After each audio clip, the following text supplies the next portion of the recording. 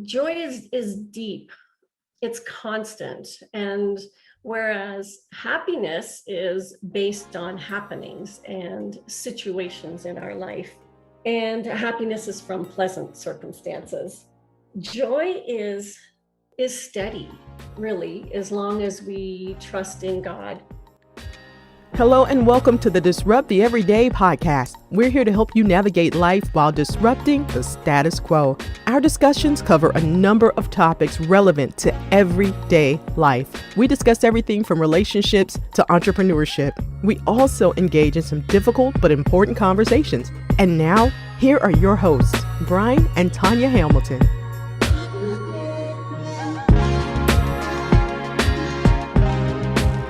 Welcome to episode 19 of the Disrupt the Everyday podcast. Today we have a very special guest, so I'll turn it over to Tanya to do the introduction. We are joined today by the one and only my mom, Debbie Nelson. Debbie, thanks so much for joining us. Thanks for having me. It's a privilege. It's funny because normally I'll obviously call you mom, but today it's Debbie. So Debbie, we like to start off the show by asking who you are. Wow, that entails quite a bit, actually. I guess I'll start with the fact that I am one proud mama of 3 adult children. And yes, when they are children, they're always your children, no matter what age they are. And the fact that they have blessed me with 7 wonderful grandchildren. That's the highlight of who I am. And also, I would say that apart from them and my love for the Lord, I have been described as one who enjoys copious amounts of popcorn while watching a great movie. I also really enjoy listening to music, moving my feet and dancing to it.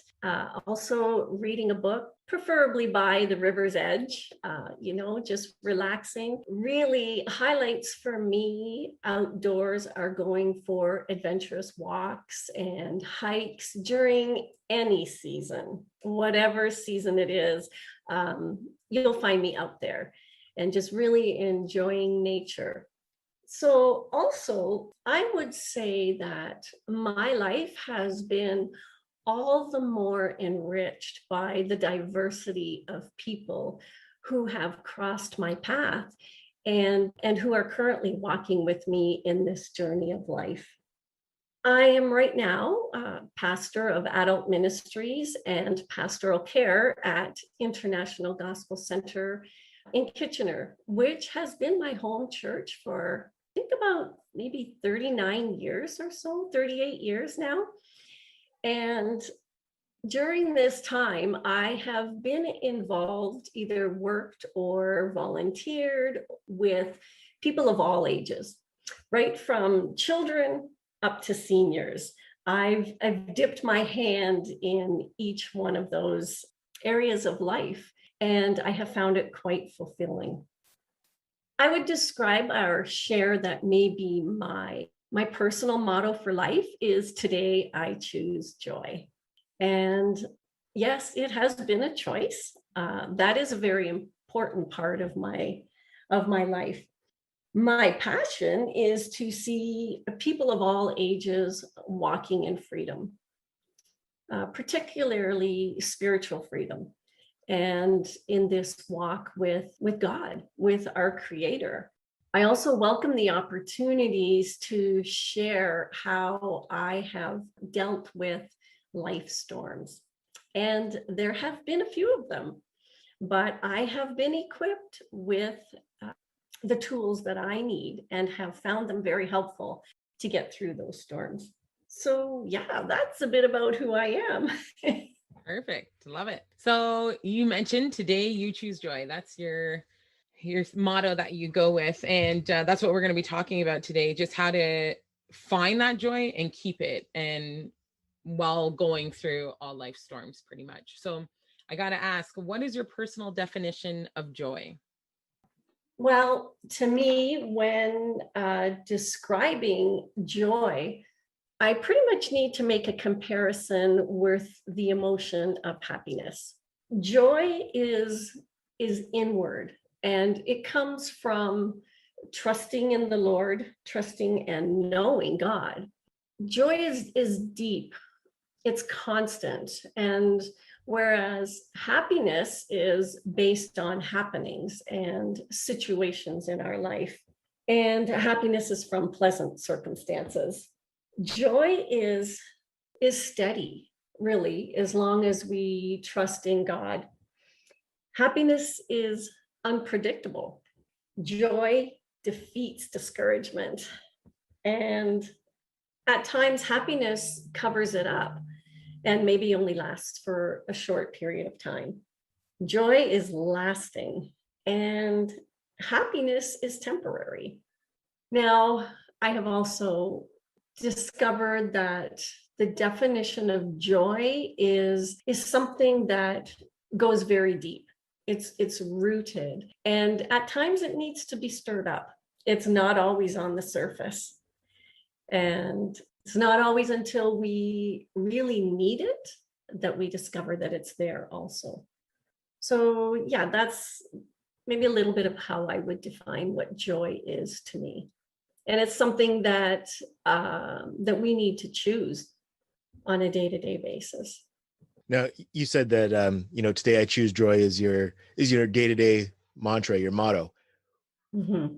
So when did this become, like, if you can think back, when did this actually become your motto, your what you follow every day? And I'm sure we talk about some of the life storms. What was it that really made that manifest to you as something that you wanted to, you made that conscious decision and then decided that this is the path that you wanted to follow? Well, there's been a few scenarios, but one in particular that stands out to me was when a crisis came into my life that I really never thought that I would be able to deal with. We all have those things that we think, I can do anything in life, but just not this. I can face anything, but just not this. And to each one of us, that could be a totally different scenario. My particular situation came when my marriage of many years came to an unexpected end. And my identity was at question, my value, who am I now? Where do I go from here? How do I carry on? And just throwing out lots of questions. Faith is very important to me. It's a vital part of who I am. And I remember at that time sitting on the edge of my bed and just crying out. Yeah, even with joy, there are tears, let me tell you. But really discovering at that point in time what real joy really was. As I sat at the edge of my bed, I was impressed just upon my heart. I felt, Debbie, you must choose to dig deep into the reservoir of the joy of your Lord, because that is your only constant. Just like that, as plain as day, I knew that I was going to need to make a choice, So every day I needed to choose, do I get out of bed? Every day I needed to choose, do I still have value?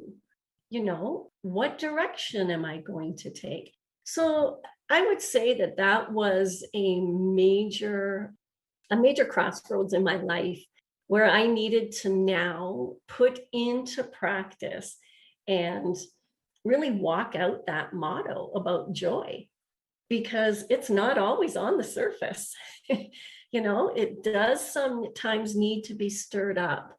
But my favorite scripture, which has really helped me through this time, is found in Nehemiah. And that is, the joy of the Lord is my strength.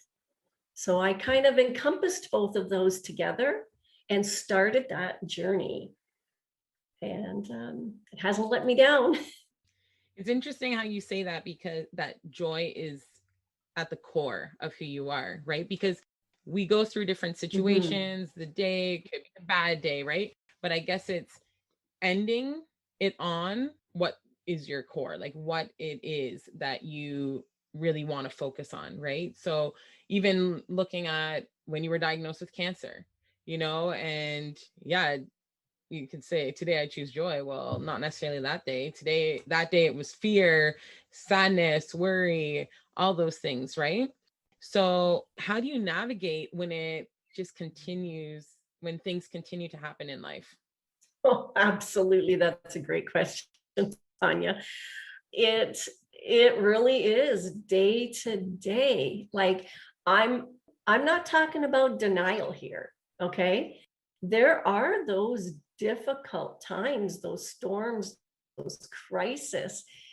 And again, I think it does come back to that choice and really knowing deep down inside that there is, I call it a well, there or a reservoir deep down within me that I have to choose to go to. It's kind of, I don't know, maybe, some people have a happy place, somewhere where they go when they're in this time of crisis. These things do happen. There is fear. There are nights of falling asleep, hugging my Bible with tears, but knowing that I will wake up refreshed and renewed because of where I've put my hope. That is constant. I might change, my circumstances around me might change, my emotions might change, but my constant is the joy that my Heavenly Father has placed within me because I have chosen to lean on Him. I've chosen to put my trust in Him.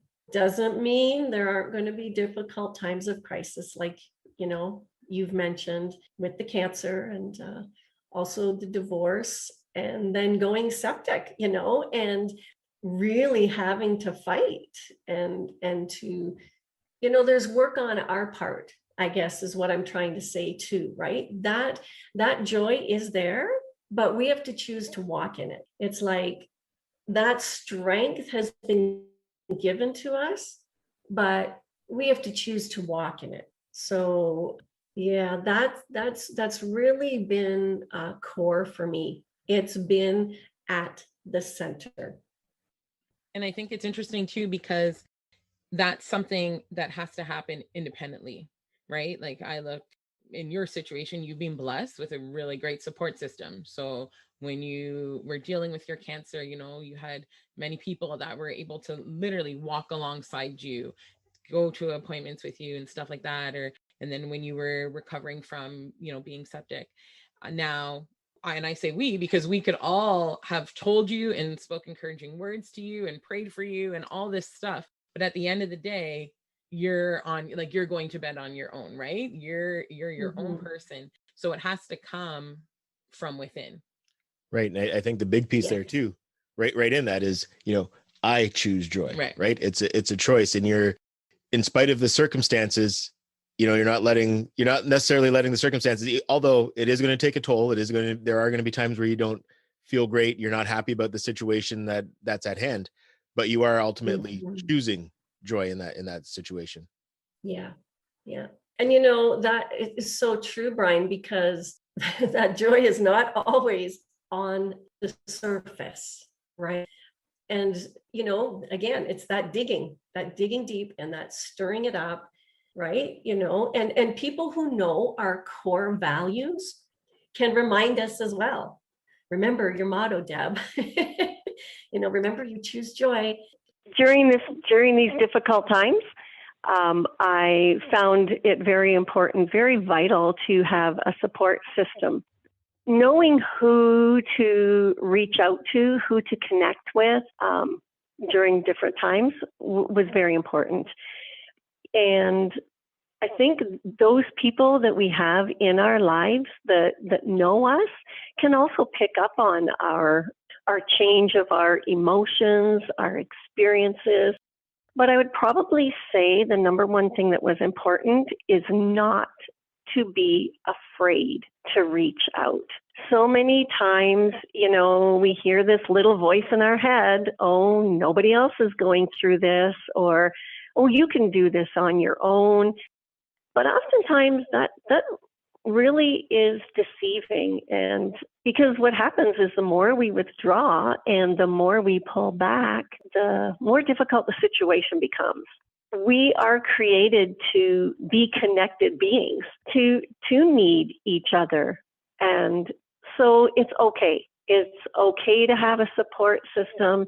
It's okay to reach out and to ask for help. Great. So the other thing I'd be curious to kind of dive into a little bit more as well is, just from your own experience, and you can even share some recommendations you have that maybe you've seen work for other people, but given all of the trials and the different challenges that you've went through over the last number of years, what were some of the things that you did, or some of the things that you found just to be effective in getting back to that state of joy? Well, for me, music, the type of music that I listen to. I think we all know music really does play an important role in our emotions. It can cause different emotions within us depending on what we listen to. I know for myself at night, in order to be able to fall asleep, I needed some peaceful, even just instrumental worship music, some instrumental, peaceful music. It brings to mind when I was in the hospital recovering from sepsis. I remember my kids bringing the laptop up to the hospital and setting it on Dappy T Keys, who plays instrumental music, and they'd set it for like 8 hours, and that just soothed my spirit. It soothed every part of my being, gave me peace, and made it possible for me to fall asleep. I still remember nurses coming into my room in the morning and saying that when they did the night check-in of my room, they wanted to just stay in that room for the rest of their shift. They felt so at peace. So that was number one for me. I would say have your go-to people. As I mentioned earlier, those that you can call upon, those that you can just pick up the phone and cry with and don't even have to explain anything. That's powerful. And just know that they're on the other end and they're there with you, supporting you. Also, I remember searching the scriptures on joy and just remembering, highlighting them and doing the same regarding scriptures on fear, because fear set in many a times. I remember going through anxiety, and that was a real crisis for me many years ago. And even now, when it tries to, rise up within me, I go to those scriptures, and I remember back to what got me through, and I apply it again. Whatever the crisis has been, I have found those tools. I like to call them, in my tool belt. I pull them out for different scenarios, and music and support group, scriptures, prayer, those, and going for walks. There's something about connecting out in nature that does more than what we would ever anticipate. It feels like, man, the last thing you want to do is get up and go.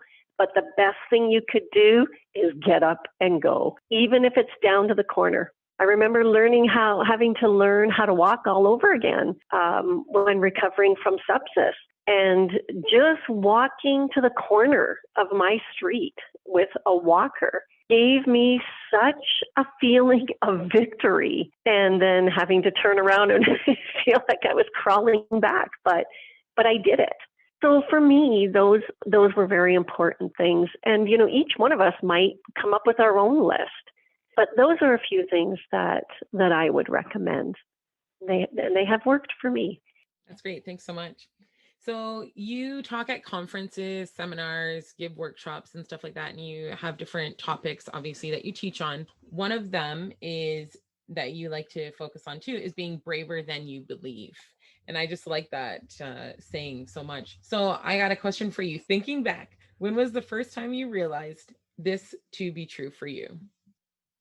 I'm thinking back to just a few years ago, actually, when I was still in the recovery of sepsis and being asked by one of my past youth from when I was youth pastor, and he asked me to come to his high school where he was now teaching and speak to youth and teachers and people of the community. And at that particular moment, that was very challenging for me.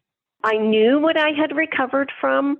I knew all about the joy, but I had to go deeper again.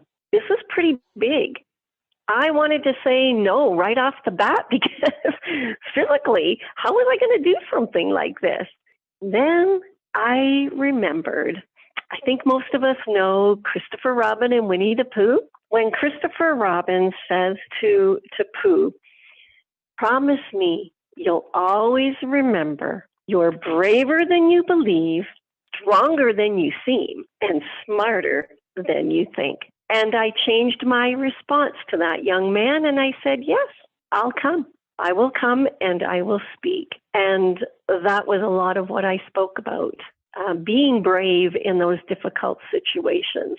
I think for me, especially, it was because one more situation. There had been a lot in maybe 6 years or so of my life, but I knew that, again, deep down inside, I could be brave. I could gain strength and courage to accept this challenge, to come, even in my weakened state, and speak before these youth in this high school and the teachers and adults, again, of this community, and believing that I had something to share with them. I had a message of hope that we don't know really how brave we are until we have to be. I guess I look back too, and I have discovered that there's beauty in our brokenness. So when we're going through these difficult times, it might look and feel like we're in a mess, but when we sift through it all, there's beauty in it, because it's in those times that we discover just how brave we really are and how strong we are. It's such a key example right there that doors open when you decide to be brave, right? Because, Yes. like that's another chance for you to speak and do what you're passionate about. Totally, different audience even than who you would typically speak to. But it's just neat that, yeah, getting out of that box when you decide to do things like that and just watching how things unfold. For sure, for sure. And it's so encouraging to look back at. Mm-hmm. Yeah, I'd say, when I think about joy and where it's brought me to, it's kind of like let's face it, we all go through crisis at some season in our life, right? It's just like the seasons of nature: winter, spring, summer, fall. We'd all love to live maybe in the fall or the summer seasons, maybe even in spring, but winter always comes. But we know that after winter, there's going to be new life. There's going to be spring. I often compare seasons of my life, seasons of our life, just like the natures of season. And knowing that, yes, new opportunities will come. And through that, we will experience new life, new growth. As you say, the doors being opened, new things that maybe we never thought we'd experience before. When each of us goes through a crisis, I kind of look at this crisis like, I don't know if you've ever, when you were a child, ever jumped the waves. You go to the beach and you're jumping the waves and you're having a great time until all of a sudden you mistime one of those waves and you're now under the wave instead of on top of it. That's sort of how I compare the storms of life. It's like it's mistimed. You're not expecting it, and all of a sudden you find yourself underneath the wave, and it takes your breath away. So that's sort of to me how a crisis is. But then you eventually, you get up above the wave again. It's not without struggling. It's not without even somebody having to reach out a hand and pull you up. But, in those situations, we would all really be grateful for someone to throw us a lifeline at that time, wouldn't we? Just to throw out that rubber dinghy and say, grab a hold. We'll bring you to safety. Well, that's how it is, even, going through this crisis of life. Jesus has that lifeline for each one of us, that lifeline of joy. And he's throwing it out there to us when we feel like we're sinking. The choice is ours. Are we going to grab onto it and let him pull us to safety? Or are we going to just keep struggling for a little while longer? I've chosen many a times to grab onto the lifeline that he has given to me. And, that's something that I encourage others to do also. We don't have to do this struggle on our own. We don't have to face these seasons of crisis on our own. So I'm very thankful. I'm very thankful for that. Now, I want you to do something with me here. I want to go back to one of the storms that you outlined early on, looking at, as you put it, the unexpected end to your marriage. Now, if you were able to go back to that time, knowing what you know now, and sit down like we're doing right now and have a cup of coffee with Debbie at that time, what advice would you give her to help prepare for the storms ahead? It's going to be okay, and you're still Debbie. Who you are has not changed. Just a portion of your life has. That would probably be the biggest for me. So yeah, I guess it sounds like obviously things change. Things change in life, and it sounds almost like you kind of had to redefine who you are, or kind of find who you are, as a lot of people put it. I found myself. You'll hear people often say that. Is that kind of where the journey took you next? It was definitely a journey. That I can say for sure. I think what I would probably, if I had a chance to say something to myself back then, I would say, you are still Debbie. Who you are has not changed. Just a portion of your life has changed. And you can do this. Needing to really, do some self-talk. I would definitely talk to myself and say that, you can do this. People have your back. You are still the same person you were before. You will be able to do things you never thought you would ever be able to do, for sure. Yeah, just be bold and courageous, I'd probably tell myself, and take one step at a time, one day at a time. Sometimes take 1 minute at a time. That's vital. Now, now that I brought you back to think about the difficult parts, is there anything that you found, just again through the journey, all of the difficult times that you went through, you could overcome a lot more than you ever thought that you could? Mm-hmm. So has that changed the way that you approach things in life, or just the way that you view some things? And has, I guess what I was trying to get to is, has that made some things easier for you now that you've been through those difficulties? Yeah, definitely, Brian. That's a really good question. I think I've become more of a risk taker, because that's not something I really have done a lot of, especially on my own. It's easier to take risks when you have someone to take them with, right? When you have somebody walking by your side, we can do this together. We can do all things.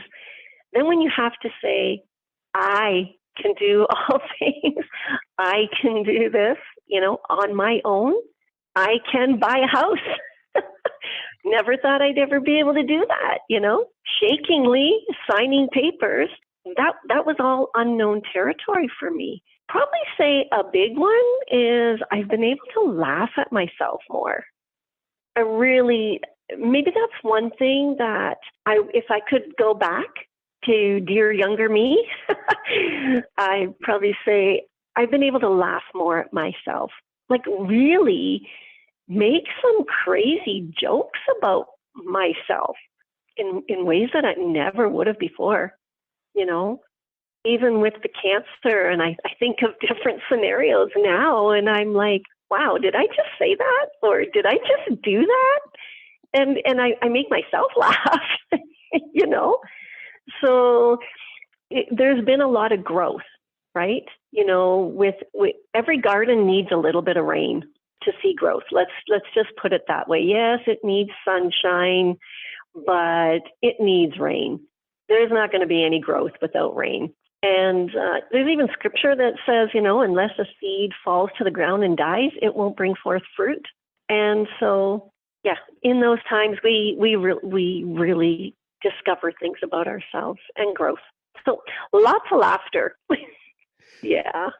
That's definitely one thing I can say, you know, being around and seeing it firsthand. That's one thing that I definitely did notice as well, especially if I make a questionable joke 15 years ago, I would have gotten corrected a lot differently than I would now. So, and sometimes you surprise me and you're the one making those jokes, not to the same level of questionableness, even though that's not a word, but not to that same degree as I would. But, you know, sometimes you do throw me off with those as well. Yeah, it's finding that deep joy, right? You know, and having those deep belly laughs. I've always liked to laugh, you know, with family, with friends. That was never the issue.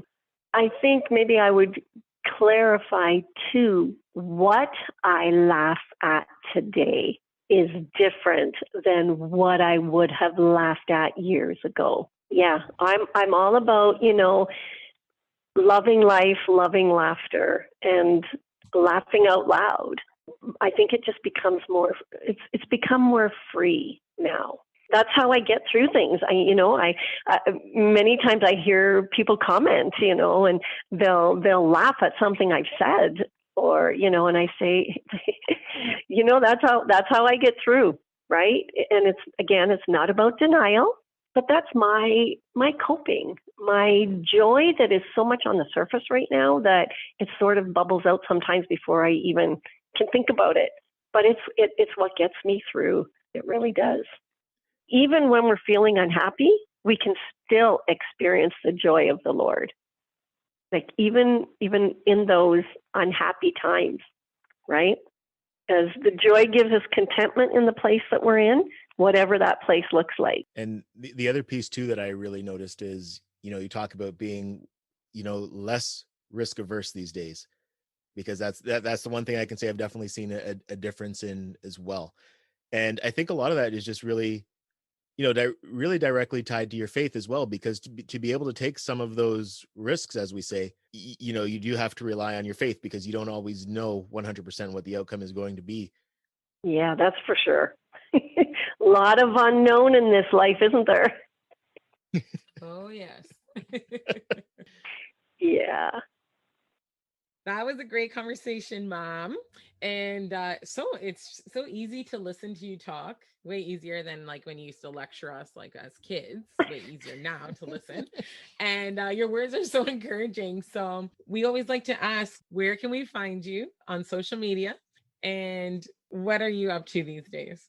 You can find me on Facebook, Instagram, LinkedIn, and, you know, on our church, International Gospel Center, on our church Facebook page too.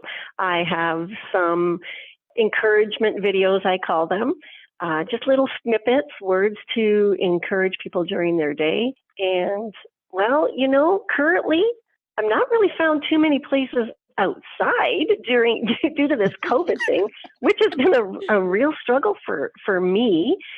I am very much a people person, very used to being out amongst, you know, like with my family, my friends, church family. So this has been a little bit of struggle for me, but yeah, I'm pretty much out there, and I love being in touch with people. I am open to, you know, once we get through this COVID, once again, starting up speaking at different events and speaking on joy, speaking on grace, many different topics. Just, how to keep ourselves filled up. I say, to fill my cup. And that's basically where I'm at right now. Great. Well, thanks so much, Mom, for joining us today. Yeah, thank you. I really enjoyed the conversation. Oh, you're welcome. Thanks so much for having me. Thanks for listening to the Disrupt the Everyday podcast. For more ways to listen, connect with us on social media. To be a guest or to partner with us, check out our link tree at Disrupt the Everyday. Join us next time for more ways to disrupt the everyday.